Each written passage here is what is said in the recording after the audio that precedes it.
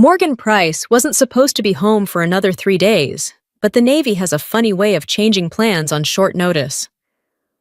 One minute you're securing intel off the coast of Djibouti, the next you're on a C-17, flying back to the States with a classified envelope and too much caffeine in your blood. So when her boots hit the tarmac at 1:08 a.m., all she could think about was seeing her daughter Ellie.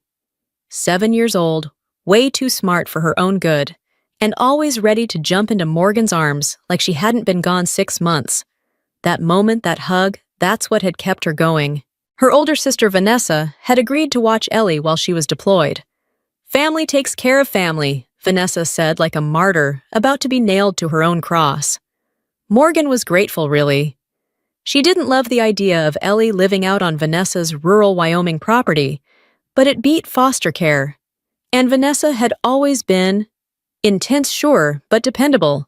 The kind of woman who ironed socks and thought Wi-Fi was a tool of the devil. Morgan didn't call ahead. She wanted to surprise them. She'd pictured Ellie asleep in bed, the soft creak of the old wooden floorboards, maybe Vanessa in the kitchen with a Bible open and a mug of tea. Nothing extravagant, just something normal. Something that smelled like home. What she got was darkness. The porch light was off. Every window was black. Even the dogs were silent. Morgan parked her car quietly, her instincts kicking in fast, too fast maybe. But being in uniform trains you to notice when the air feels wrong. She knocked once. Nothing. Knocked again. Still nothing. The house looked like it hadn't seen life in days. Then she noticed it. A light, barely there, coming from the shed out back. Now look! Most people would have assumed someone left it on. A bulb flickering in the wind. But Morgan had spent the last decade clearing rooms with a sidearm and night vision goggles. You don't ignore lights in the wrong place. She walked toward the shed slowly. No noise, no sign of life. Just that stupid little light buzzing like it belonged there. The padlock on the door was new. Too new. Industrial grade. Vanessa wasn't the type to invest in shed security. Morgan didn't even hesitate. She grabbed a crowbar from under the porch, still exactly where it had been 15 years ago, and snapped the lock back like it owed her money. The door creaked open and the smell hit first. Damp wood, sweat, urine. Then she heard the sound. Small, ragged, breathing. Her daughter was inside. Ellie was curled up in the corner, wrapped in a blanket that might have been clean a week ago. Her lips were chapped. Her eyes didn't register Morgan at first, they just darted around like she was waiting to be yelled at. Morgan dropped to her knees. "Ellie! Baby, it's Mom! I'm here!" Ellie blinked twice, then launched herself forward, clutching her mom with the kind of grip you don't forget. Morgan could feel her shaking. Did you just get home?" Ellie's voice cracked. Morgan nodded, holding back everything she wanted to scream. "Why are you in here? Who put you in here?" Ellie didn't answer right away, just held on tighter. Morgan stood up Ellie in her arms and walked straight back to the house. Now the porch light was on. Vanessa opened the door like nothing happened. Robe tied neat hair in Curler's face like she'd just gotten back from a spa. "Well, look who decided to come home early." Morgan didn't waste time. "Why was my daughter locked in your shed?" Vanessa blinked like the question offended her. "She lied to me. I told her there'd be consequences. She's 7, not a parolee. I don't expect you to understand," Vanessa said, arms crossed like she was the victim here. "You've been too busy playing soldier to raise her properly. She needs discipline, not Disneyland." Morgan wanted to launch across the porch and end the conversation with a closed fist. Instead, she walked past her sister into the house, carrying Ellie, who was still clutching her like a lifeline. The living room looked fine. Normal. But now that Morgan was really looking, things were off. The thermostat was set to 55. There was no sign of Ellie's toys drawings or anything that suggested a kid had lived here the past few months. No tablet, no books, nothing. Like she'd been erased. Morgan put Ellie down on the couch and turned back to Vanessa. "You ever lock her in there again? I swear to God." Vanessa cut her off. She needed to learn. Actions have consequences. Morgan stared at her. "What else have you done to her?" "She's not hurt." "That's not what I asked." There was a long silence. Then Vanessa said, You're making this a bigger deal than it is. You're exhausted. You've been deployed. You're overreacting. Try me. That's when Ellie spoke up, her voice small from the couch. She said if I lied again, she'd bury me like she did Emily. Morgan froze. Who's Emily? Ellie didn't answer. Vanessa didn't blink. Morgan had dealt with warlord smugglers and guys who built IEDs with leftover printer parts. But this was different. This was personal. If you're still here, drop a comment below, especially if you've ever trusted someone you probably shouldn't have. And don't forget to subscribe for more real stories that hit harder than a punch to the gut. Morgan didn't sleep that night. She sat next to Ellie, holding her daughter's hand, staring at the locked front door like it might try something. And in the morning, she started looking for Emily. She waited until the sky lightened just enough to see the outline of the barn. Morgan didn't want coffee. She didn't want food. She wanted to know who the hell Emily was and why her daughter had said something that sounded way too much like a threat wrapped in a memory.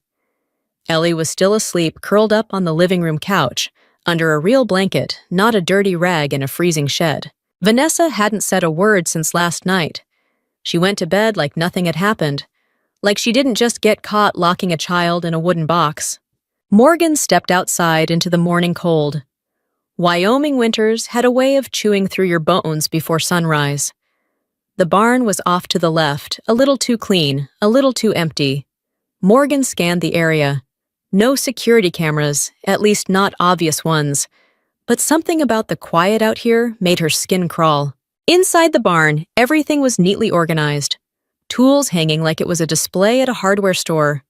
Rakes, shovels, gardening shears, all spotless. No dirt, no signs of recent use. But the corner caught her eye. A low wooden chest with a lock on it. Cheap padlock, not even trying to hide. She cracked it open with a flathead screwdriver and found what looked like kid stuff, broken plastic toys. A pink hairband, a crumpled drawing of a horse. On the back of the paper, in shaky pencil, Emily, age 6. Morgan didn't need coffee anymore. She took photos of everything, folded the drawing, and slipped it into her jacket. Back at the house, Vanessa was in the kitchen. Same robe, same frozen smile. Making tea like she was prepping for a church picnic. Morgan didn't wait. She dropped the folded drawing on the table between them. Want to explain this? Vanessa looked down, took a slow breath, and said, Emily was here for a while. Her parents thought she needed guidance. What kind of guidance ends with her stuff locked in a box? She left early. Her parents pulled her out of the program. Nothing happened. Program, Morgan said, straightening. You running a summer camp or a juvenile detention center? Vanessa didn't flinch.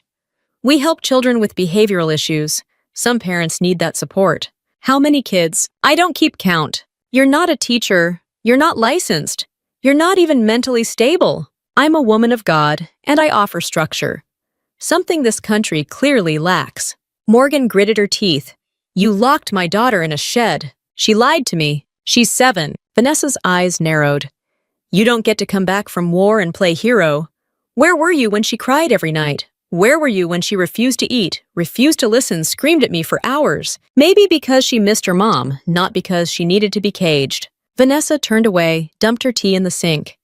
You've been gone for too long to understand what she really needs. Morgan walked out before her hands did something she couldn't undo. She needed air. And answers. She took Ellie to the local clinic later that morning. She told them she needed a general checkup for her daughter.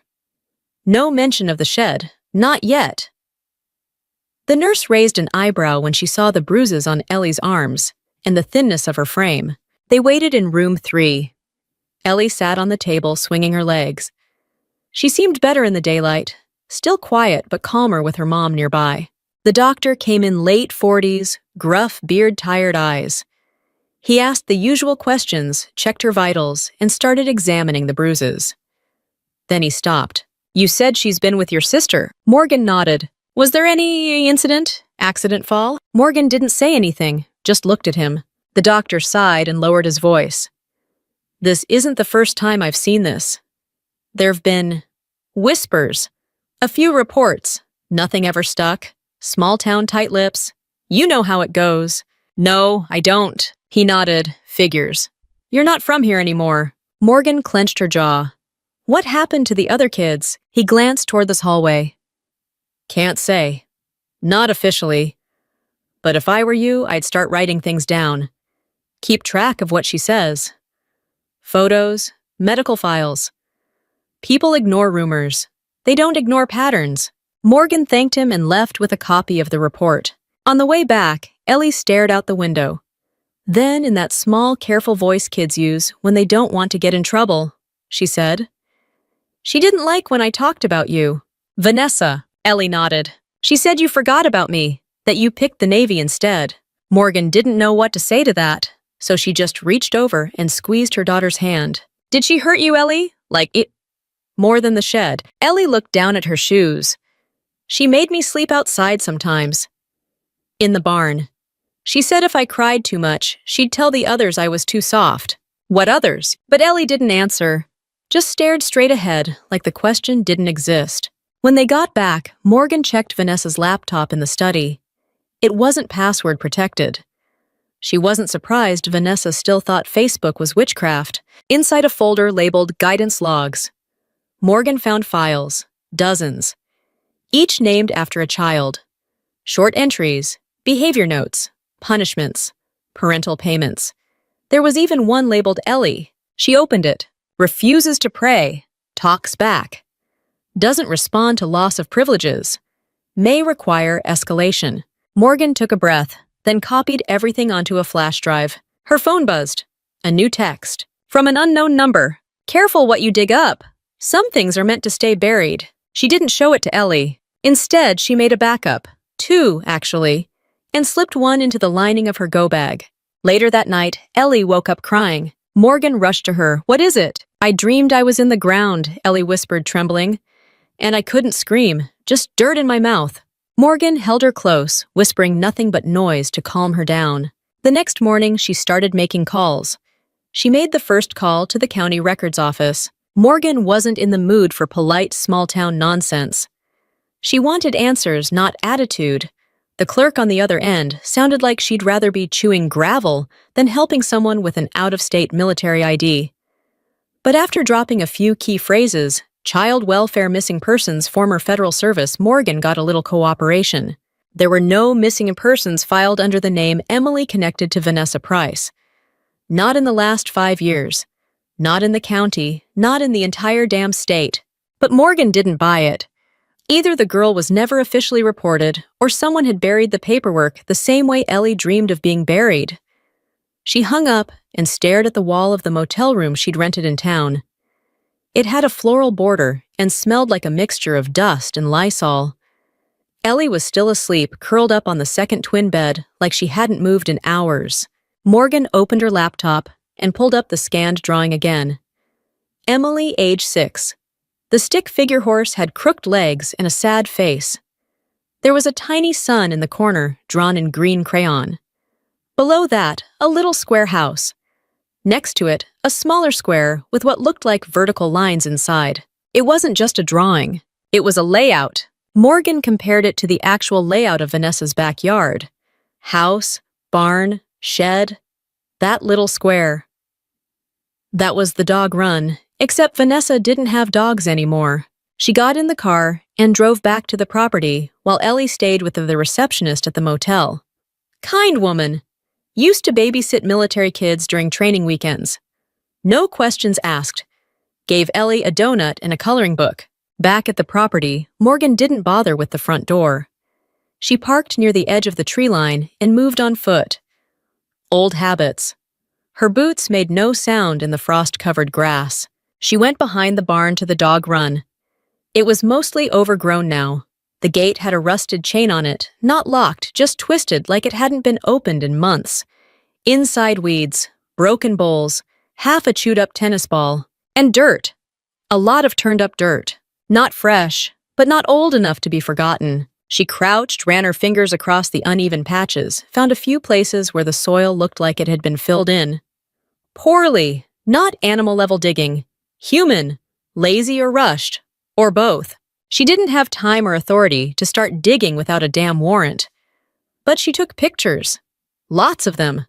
Close-up, wide angle, with scale markers, time-stamped, And that's when she noticed the camera, tucked under the eaves of the barn, angled perfectly toward the dog run.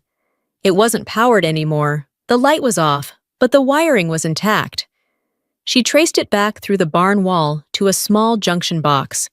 Disconnected but intact. Someone wanted to watch what happened out here. She took more photos, then left the property before Vanessa came back from whatever prayer group or child discipline cult meeting she was probably at. Back at the motel, Ellie was sitting with her legs swinging under the check-in counter, coloring a cat that looked like it had been electrocuted.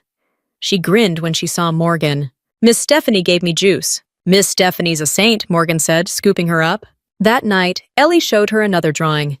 This one was of a girl, stick figure, long hair, X's for eyes, lying under a brown rectangle. "What's that?" Morgan asked. "That's where she went." "Who?" "Emily." Morgan paused. "Did you see her go there? I heard her screaming." Then nothing. The next morning she was gone. Morgan kept her face neutral. "Did Vanessa tell you anything?" She said Emily went to a better place.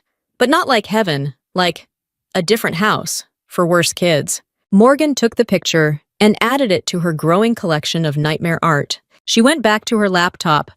This time she dug deeper message boards forums, even fringe Facebook groups where paranoid parents vented about schools' parenting styles or discipline alternatives.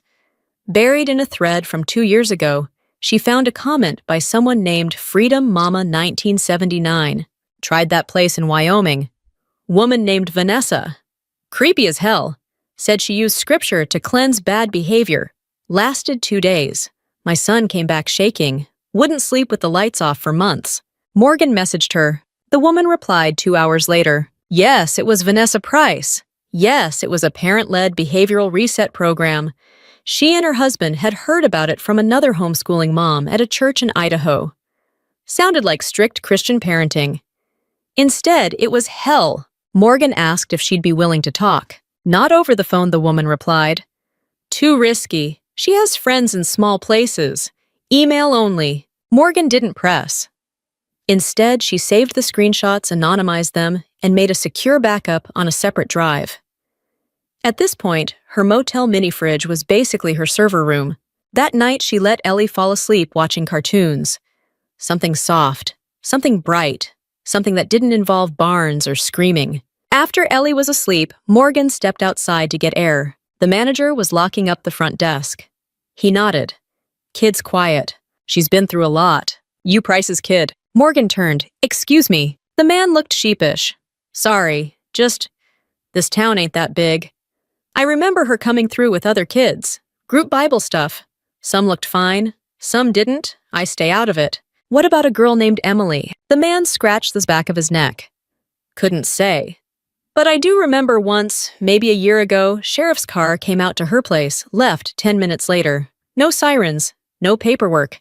Didn't see the kid that came with him again." Morgan didn't ask his name, just nodded and went back inside.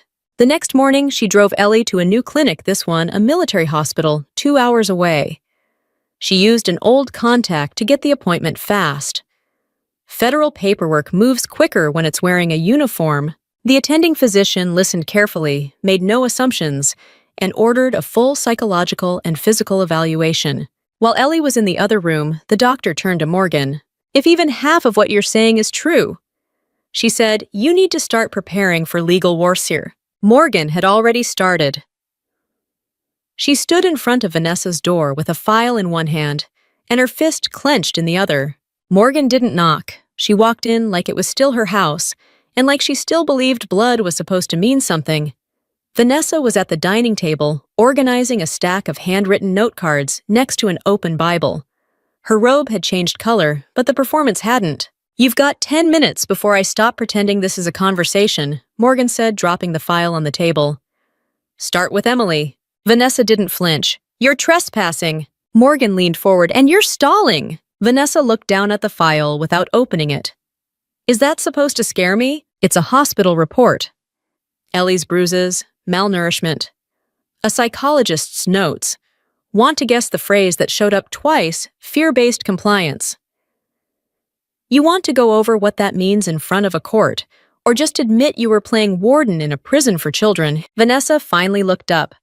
"You act like I beat her." You locked her in a shed. That's kidnapping, not parenting. She lied.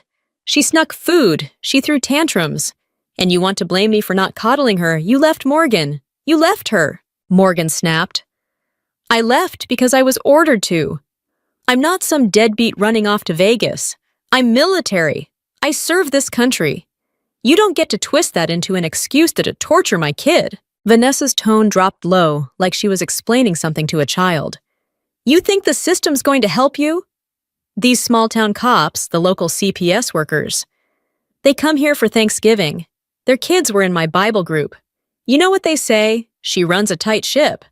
That's it. That's all they care about. So don't come at me with files and flash drives. Morgan held her stare. You always wanted to be the one in control. You just picked kids because adults see through you. Vanessa stood up slowly, folding her note cards like they were valuable. I gave up everything to help this family. When your husband died, who stepped up, who took care of your daughter while you flew off to war zones? Me. Not some daycare. Not the government. Me. Morgan didn't answer. She turned and walked out, but she made a mental note of every word. That afternoon, she went to the sheriff's office. The place smelled like coffee and old carpet. The deputy at the front desk didn't even try to hide his disdain when she gave her name. Price, he asked. You related to Vanessa? Morgan forced a smile. Unfortunately. He nodded slowly, the kind of nod that said everything and nothing at once. What can I do for you? I'd like to file an official report. Child endangerment, emotional abuse, possible involvement in a missing persons case. He scratched his head. That's a lot. You're a law enforcement officer. You can handle it. He motioned to a clipboard, like he was offering her a menu. Fill this out. The sheriff might look at it Monday. It's Thursday. I'm aware. She filled it out anyway, kept a copy, and walked out before her fists did something she'd need a lawyer for. Back at the motel, she got a call from an old contact Chief Petty Officer, Reuben Briggs, retired, now working with internal affairs on civilian-military relations. Morgan hadn't spoken to him in years, but his voice still sounded like gravel in a blender. Got your message, he said. You stepping in something big. I'm knee-deep in it and someone just threw a shovel at me. She explained everything. The shed, the files, the girl named Emily, the way Vanessa talked like she was untouchable. Briggs didn't laugh. He didn't ask if she was sure. He just said, start logging everything. Get 3 copies. 1 for you, 1 off-site, 1 with someone you trust. Then build your timeline. Dates, photos, statements, no gaps. If you want this to hold, you need to treat it like a briefing. Morgan nodded even though he couldn't see her.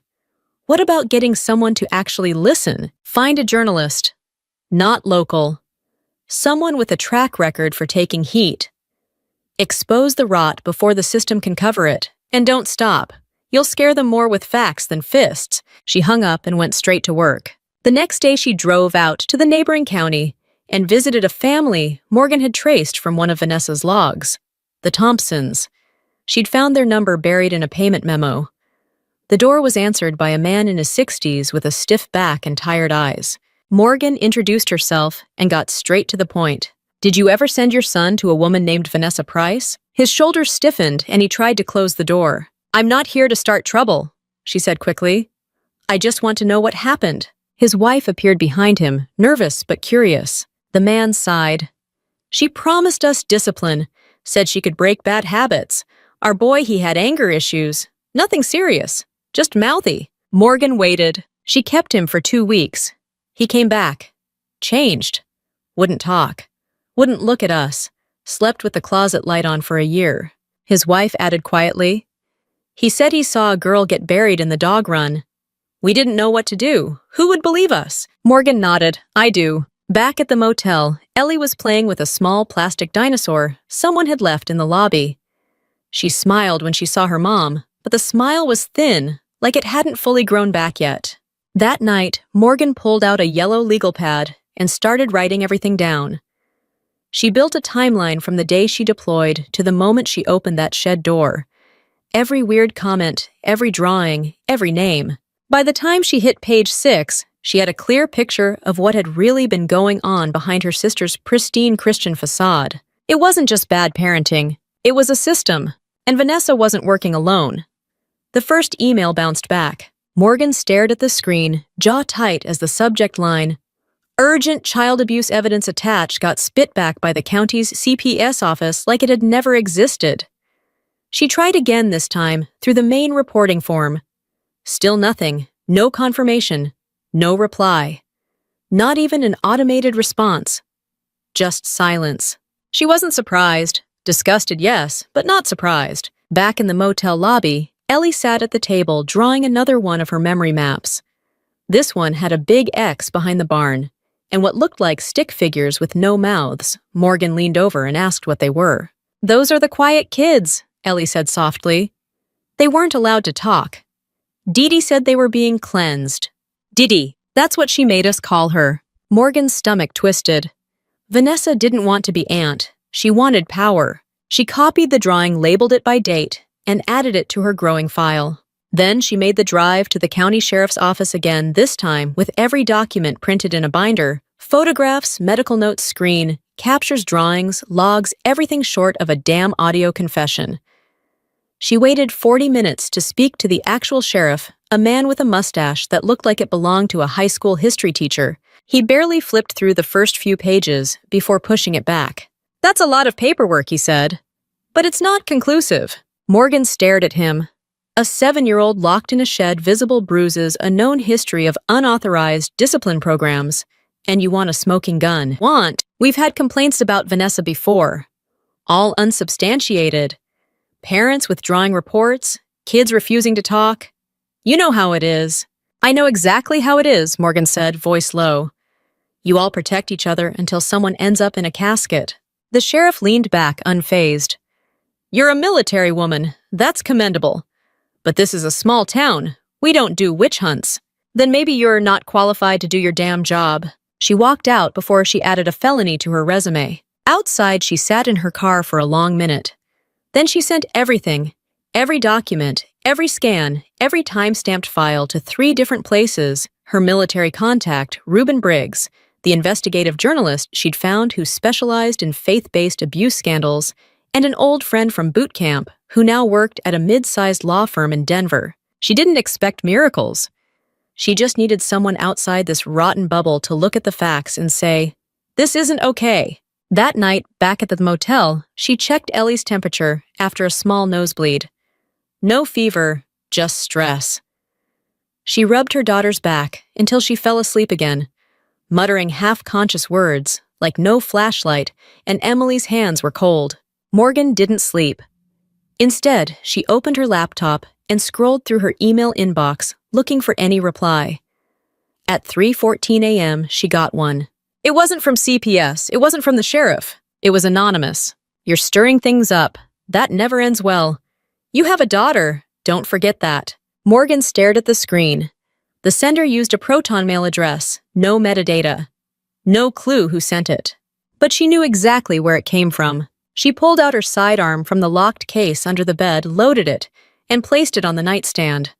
Old habit, not paranoia. In the morning, she took Ellie to the small diner next to the hardware store. It was one of the few places in town she didn't associate with trauma yet. The waitress knew her name from high school, didn't ask questions, brought pancakes. Morgan sat with her coffee and pulled out her notebook. She didn't write about Vanessa. She started writing about the structure. Every parent who sent their kid to Vanessa's property had a similar profile. Conservative, overwhelmed, often connected to a homeschool or church group, and desperate for results. Vanessa didn't advertise. It was all word of mouth. A recommendation whispered at a Bible study or through a Facebook group, coded in polite Christian language. Structured guidance, biblical parenting, firm but loving. Morgan circled a name she'd seen repeated twice, True Path Families. She ran a background check. The organization didn't technically exist. No 501c3, no physical address. Just a handful of donation links, testimonials, and videos on YouTube about raising obedient children God's way. But the same P.O. box kept showing up in Wyoming, Idaho, and Utah. And on one forum buried in a comment thread about alternative education resources, a woman had posted, "If your kid's soul is on the line, I recommend the True Path. They fixed my daughter when even the public school therapists gave up. Fixed. Morgan's jaw clenched. She clicked through the user profile. Dead link. Deleted. But someone had once posted it. And if there was a breadcrumb, she'd follow it. Ellie coughed, breaking her concentration. She looked pale again, pushing her pancakes around on the plate. Morgan leaned over. You okay, baby? Ellie nodded, then whispered, I don't like churches anymore. Morgan blinked. Why? That's where she made us line up. Before the prayers and the screaming. Morgan tried not to let it show. Screaming, she said we had to get the sin out. The loud kids went first. That day, Morgan drove 2 towns over to a library with a better internet connection. She didn't trust the motel Wi-Fi anymore. She used a burner laptop Briggs had overnighted to her, set up with a VPN and forensic tools. She dug deeper into online homeschool and religious parenting circles. Dozens of forums, Discord groups, Facebook subgroups, a buried subreddit. Reddit mods had tried to ban it 3 times, but it kept coming back under slightly different names. Some users mentioned places where the old ways were respected, where corporal punishment was administered with dignity. One even posted a list of approved mentors. Vanessa Price was on it. The post was deleted 3 hours later. Morgan screenshotted everything. Then she got another email, this time from Briggs. Your file's been reviewed. I'm escalating. You're not imagining this. Start prepping. If this goes forward, you're going to war on 3 fronts, legal media and family. Stay sharp. Morgan didn't respond. She just looked over at Ellie, who had fallen asleep in the library chair with a book about dolphins in her lap. And then she started printing everything. Morgan spent the next morning turning a motel nightstand into a command post. She cleared off the old Bible and the fake plant spread out every document and started sorting by category: physical evidence, witness statements, financial records, and digital leads. She worked in total silence, except for the soft hum of the mini-fridge and the occasional rustle of Ellie turning in her sleep. Her daughter hadn't had a nightmare last night for the first time in weeks, but Morgan knew that didn't mean things were better. It just meant the fear was quiet now, hidden under the surface, waiting. She didn't have time to feel anything. There was no space for anger, grief, or the full-throttle guilt that tried to creep in every time she looked at Ellie's drawings. She pushed all of it down. She wasn't mom right now. She was strategy, logistics, containment. She started the morning by calling Don Keller. He was the father of a boy who'd stayed with Vanessa 2 years ago. Morgan had found his name buried in a document labeled Difficult Cases, Phase 2. Don had pulled his son out after 1 week and never spoke publicly. But Morgan found him through a shared donation record tied to a now-defunct homeschool nonprofit. Don answered after the 3rd ring. I was wondering how long before someone called again, he said. His voice was cautious, but not surprised. I'm not press, Morgan replied. I'm the mother of a 7-year-old who was locked in Vanessa Price's shed. I'm also her sister. Silence. Then Don let out a breath. Jesus, she said you have a video. I don't know what I have anymore, he said. But I recorded everything the day we picked him up. Phone in my pocket. He wouldn't talk to us in the car. Just shook. When we got home, he finally told us. About the dark room. About being restrained. You still have it. I haven't watched it in over a year. But I didn't delete it. I couldn't. Send it. Please. I'll have to dig for it. My wife. She didn't want it in the house. Use a secure file drop, Morgan said. I'll text you the link. That night, the file came through. Morgan watched it in the motel bathroom with the door closed and the sound low. The boy's voice was shaky, but the words were clear. She said if we didn't obey, we had to be purified. We had to sit in the dark. Some kids were tied to the chair. There was this girl, Emily, I think. She screamed too much, so they said she needed silence.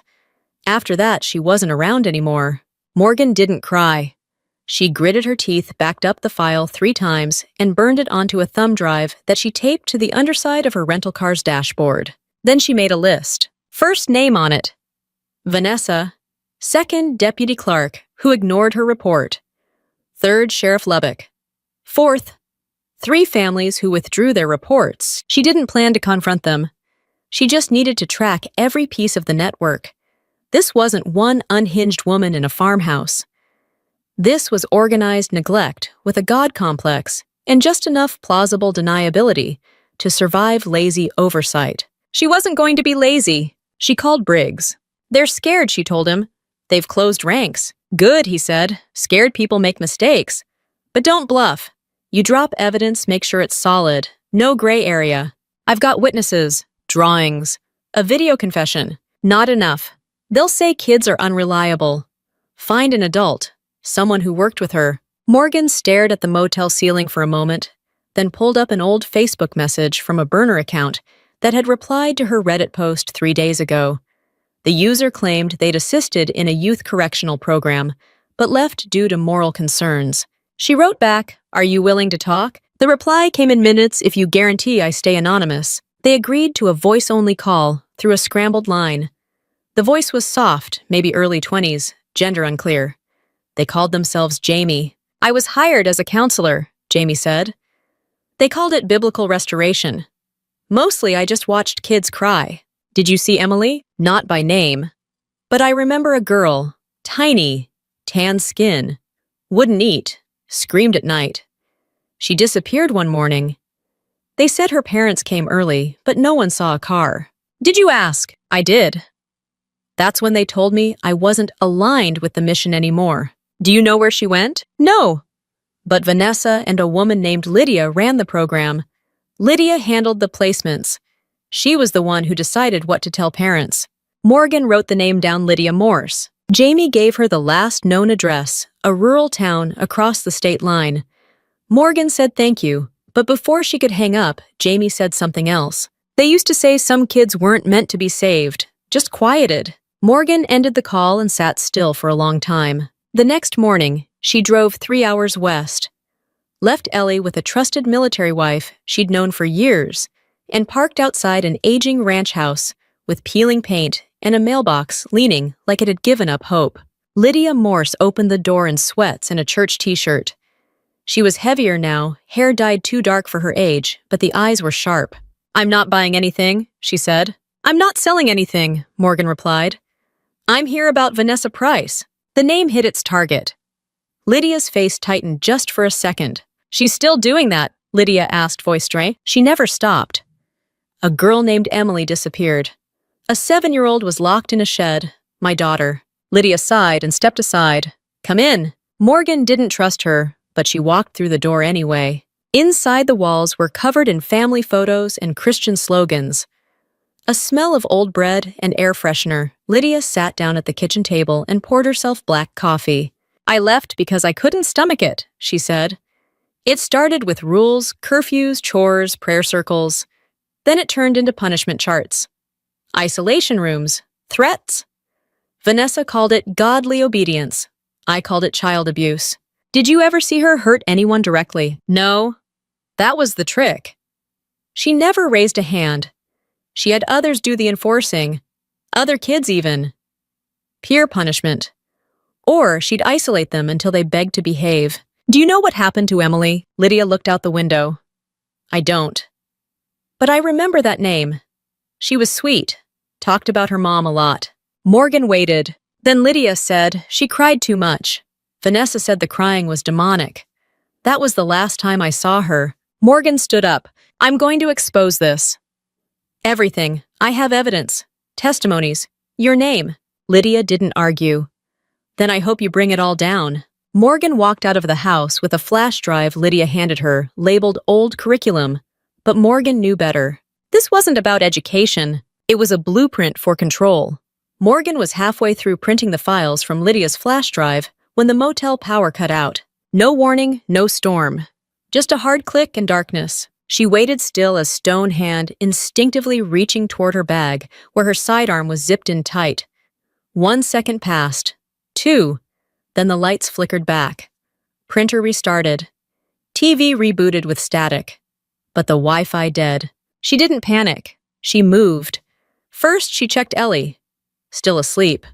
Then the window. A truck was idling just past the lot entrance, lights off. No markings. Tinted windows. When Morgan stepped out onto the walkway, the engine cut. She stared at the silhouette, unmoving. No one stepped out. After a full minute, the truck reversed slowly and rolled away without headlights. Morgan went back inside, locked the door with the deadbolt and chain, and pulled down every blind in the room. This wasn't intimidation anymore. It was surveillance. Back at the laptop, she scanned Lydia's flash drive again. Hidden inside a folder labeled Workbooks were 2 encrypted archives. She cracked the password using a basic phrase, "Obedience is love," and what opened was enough to burn down a county. Attendance logs, behavior notes, payment histories, photos. Some showed kids lined up on their knees in church basements. Others isolated in what looked like bare storage closets. All of it time-stamped. All linked to Vanessa's correctional program. And among the folders, one named Emily 6. Inside were 4 entries, all brief. The last one read, "Escalation required. Continued resistance to structured environment. Will recommend transfer or final containment if behavior persists." Morgan copied everything, 3 separate backups, 1 mailed to Briggs, 1 uploaded through an encrypted cloud system, and the 3rd she taped under the motel sink, wrapped in a Ziploc behind the plumbing panel. No one checked there unless they were trying to rob a pipe. The next morning, Morgan met with her attorney contact from Denver in a parking lot outside a grocery store. They sat in his car with the heater on documents laid out on the dashboard like a chessboard. "You're sitting on a grenade," he told her. "Good," she said. "I want it to blow." He nodded. "We'll file civil first. Civil always moves faster. Emotional distress, medical damages. Then we loop in the state-level child welfare office, not the local one. Too compromised. I've already flagged a case reviewer in Cheyenne who doesn't play games. And criminal, we can't initiate it directly, but once the file hits the right inbox with the right media pressure, it'll move. Especially with a minor victim. I need her barred from seeing Ellie, now. Already in motion, he said. Emergency protective order should be served within 72 hours. Too slow. He gave her a look. This isn't a strike mission. You're not kicking in doors. You're navigating molasses in court shoes. Morgan leaned back in her seat, clenching her jaw. Then I'll wear boots. He passed her a burner phone. Keep this one separate. Strictly legal. Your military contacts. That's off record. If you mix these lanes too much, someone's going to claim you're using government resources to settle a family score.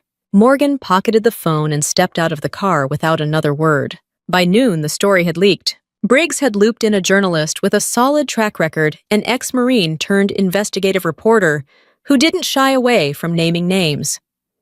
The article wasn't flashy, no dramatic titles, just facts, pictures, documents. A quote from an unnamed military mother who returned from service to find her daughter abused under the watch of a self-styled religious counselor. It hit local news in under an hour, then it spread. Phone calls started coming in. First was a father from Oklahoma. Said he recognized the church in one of the photos.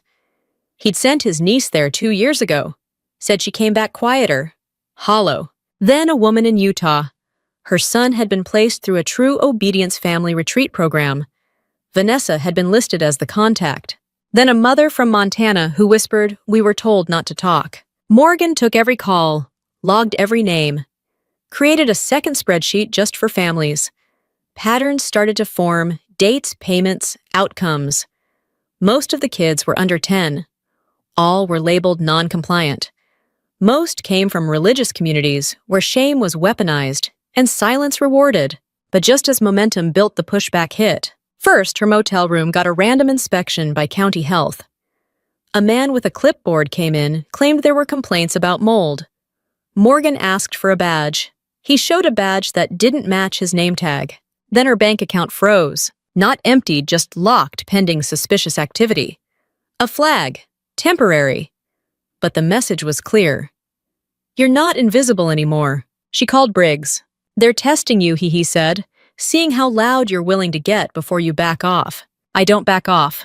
That's why I picked up the damn phone in the first place, he said. But watch your 6. That night, Ellie asked if she'd ever have to go back. Morgan shook her head. No, never. She said you'd forget me. Morgan knelt beside her steady.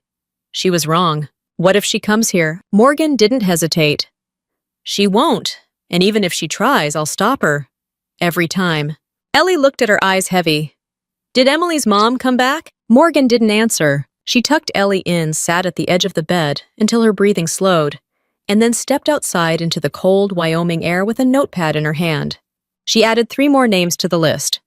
Then 5, then 10, all parents, all silent until now. Morgan wasn't angry anymore. She was surgical, and she was done asking permission.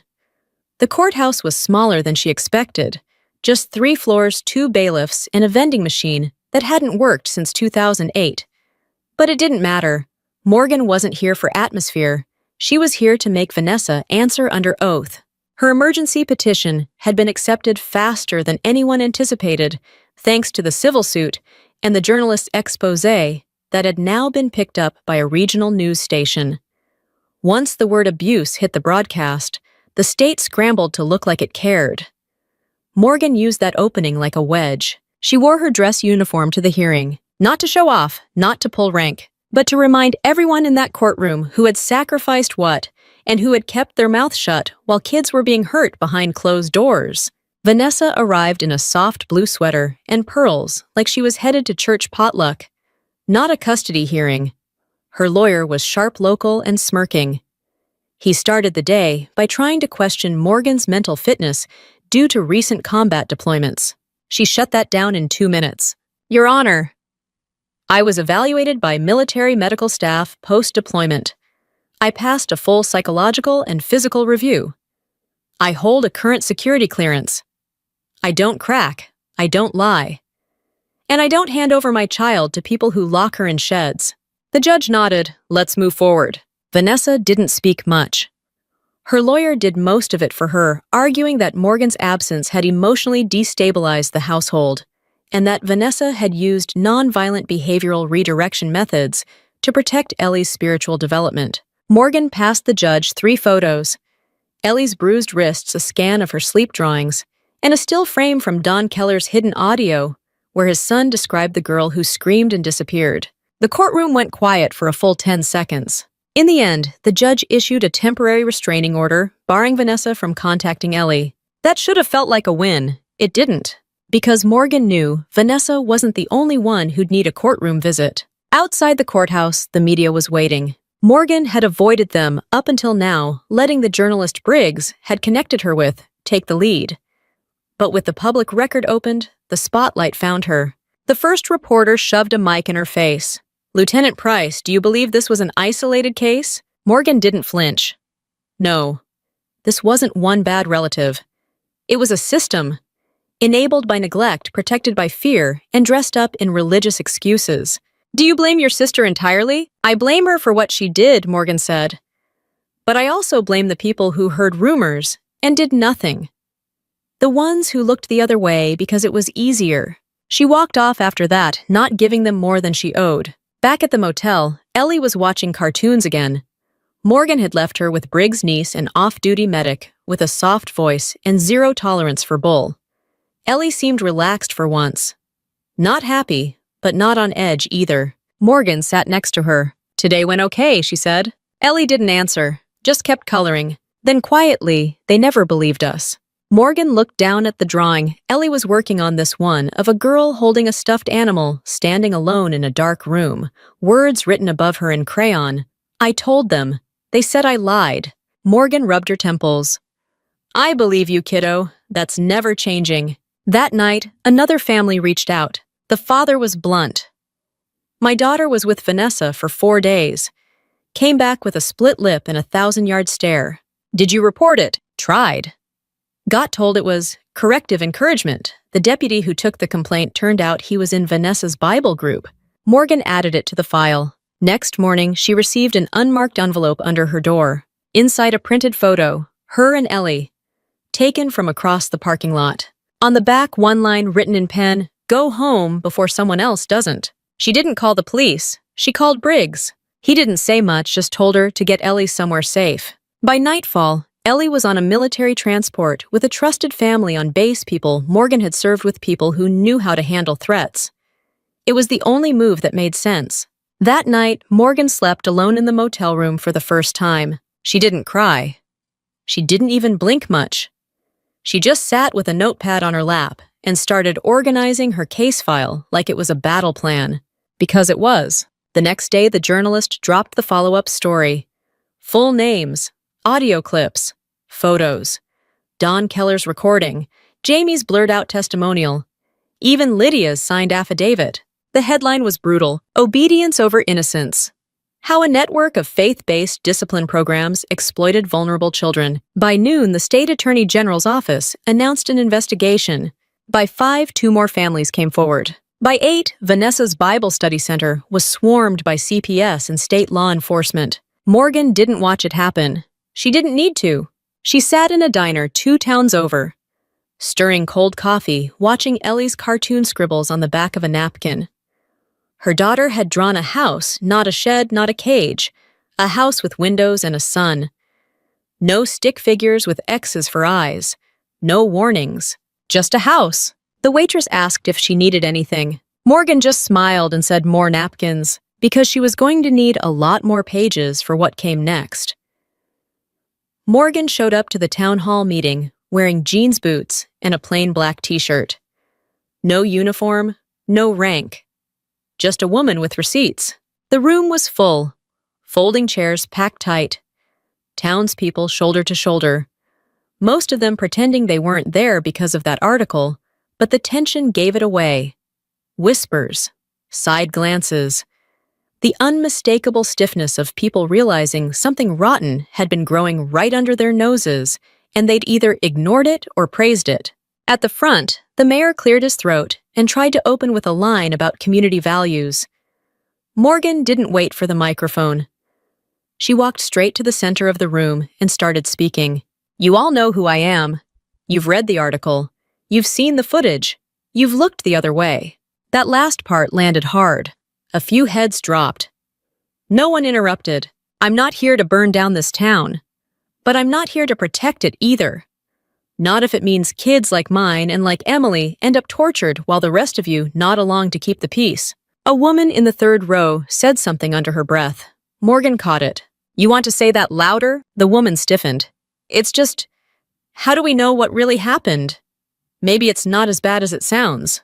Morgan nodded slowly. You know what sounds worse than locking a child in a shed, defending it? Dead silence. She took a printed copy of the attendance logs from Vanessa's files and held them up. 38 children passed through that house in the last 4 years. None of them enrolled in public school. None seen by mandatory reporters. Most pulled out of systems that would have protected them under the guise of faith and family. The mayor finally stepped forward. Miss Price, Lieutenant, she corrected him. He nodded. Lieutenant Price, we're coordinating with the state now. This is no longer just a local matter. It was never just a local matter, Morgan said. This was systematic, a pipeline. You had a whole ecosystem of silence parents too embarrassed to admit what happened, officials too lazy or scared to investigate, and people like my sister feeding off both. She walked out after that. No applause. Just quiet. But sometimes silence meant people were listening for the first time. Back at the motel, she opened her inbox. 23 new emails, some from reporters, some from law enforcement. A few from terrified parents. One subject line stood out, I know where Emily's mother is. Morgan opened it. Attached was a scanned letter and a return address seized from Arizona. It was a formal statement from a woman named Krista explaining she'd enrolled her daughter Emily with True Path Families during a rough custody battle. She said Vanessa had been listed as a temporary spiritual guardian. Krista had never seen Emily again. She was told Emily was sent to another host family after displaying defiance and demonic tendencies. When Krista pressed the group cut contact, Morgan replied immediately. Krista responded with a phone number. They spoke for 37 minutes. Morgan barely said a word. Just listened as Krista's voice cracked and broke and rebuilt itself between sobs. I thought I was helping her, Krista said. I thought I was saving her, and now I don't even know if she's alive. She was here, Morgan said softly. My daughter knew her. Krista exhaled like she'd been underwater for years. She drew pictures, Morgan added, of where she saw her last. We're handing them to state investigators. I promise you this won't stay buried. The next step was obvious. Morgan took Ellie's original drawings and met with the state investigator assigned to the case. They laid out aerial maps, cross-referenced the backyard with the sketches, the dog run, the garden, the shallow patches. A warrant was issued that afternoon. They dug for 4 hours. Morgan stood at the edge of the tape line the entire time, arms crossed, jaw locked. Ellie wasn't there. She didn't need to see this. At hour 5, they found remains, a child's bracelet, bone fragments, a tattered piece of cloth with cartoon horses on it, just like the one in Emily's drawing. They didn't need a full autopsy to know. The next morning, Vanessa was arrested, charged with multiple counts of child endangerment, unlawful imprisonment, and obstruction. More would come. The DA wanted to start small, build a case. But Morgan knew what this really was. It wasn't about just Vanessa anymore. It was about every name on those logs. Every family who paid to have their kid fixed. Every deputy who waved a complaint off with a prayer and a shrug. And it was about every kid who hadn't made it out. The media exploded. Morgan didn't do interviews. She didn't need the spotlight. She had work to finish. She testified to a state oversight committee via video call in uniform, presenting a full breakdown of Vanessa's operation, its religious shield, and the systemic failures that kept it alive. The senator leading the panel looked like he'd aged 10 years by the end of the briefing. "We'll be calling you again," he said. "You better," Morgan replied. Later that night, back in the motel, Ellie crawled into her lap and said, "Can we go home now?" Morgan held her tighter. Soon. But she didn't mean their old house. That place was gone now, tainted. She meant somewhere new. Somewhere Ellie wouldn't be scared of barns or prayer circles or the word obedience. A place with soft lights, real laughter, and no secrets buried out back. Morgan opened her laptop one last time that night. She started drafting a handbook, identifying hidden abuse in faith-based homeschooling networks, not because she wanted to be an advocate, but because the next mother who went looking for help deserved more than silence. Morgan didn't attend the sentencing. She could have. The court offered her a front-row seat, even a chance to speak. Victim impact statement. Final word. Closure. But she didn't need it. She'd seen enough faces pretending to understand, and judges pretending justice came in neat packages. Watching Vanessa get handcuffed in a courtroom wouldn't make the nightmares go away. It wouldn't undo the shed or the bruises or the way Ellie still flinched when a door slammed too loud. So she skipped it. Instead, she took Ellie to the coast. They rented a small house on a quiet stretch of Oregon shoreline. Cold waves, empty beaches, just the sound of wind and gulls. The house had creaky floors and mismatched curtains, and Ellie said it felt like something from a bedtime story. That was the point. Every morning, they walked to the edge of the water. Ellie collected shells and told stories to the sea. Sometimes about dolphins, sometimes about girls who didn't come back. Morgan never interrupted. She let her daughter say what needed to be said, however she needed to say it. Therapy was part of the routine now, twice a week on Zoom. Ellie didn't say much during the first few sessions, but eventually she started drawing again. This time, no cages, no X's over stick figures, just animals and stars and the occasional smiling house. One morning, Ellie asked if she could send one of her drawings to that other mom. "You mean Emily's?" Ellie nodded. She should know Emily's not scared anymore. Morgan didn't question it. She scanned the drawing, a picture of 2 girls holding hands in front of a big open window, and emailed it to Krista. Krista called the next day in tears. She didn't say much. Just thank you, over and over. Morgan didn't reply with words. She just listened. Back at the house, Morgan was still writing. The handbook had become more than a guide. It was now a full-blown investigative report, part survival manual, part legal briefing.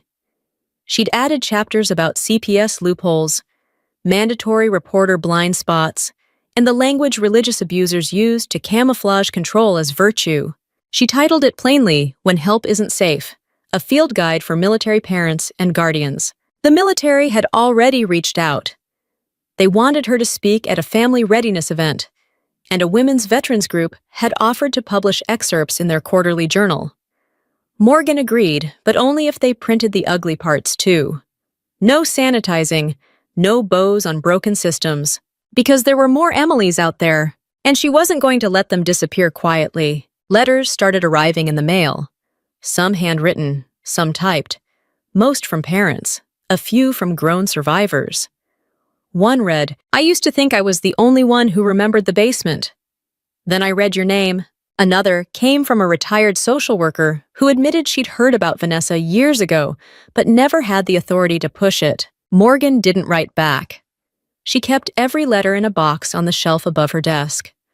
A reminder, a map of what silence builds when no one speaks.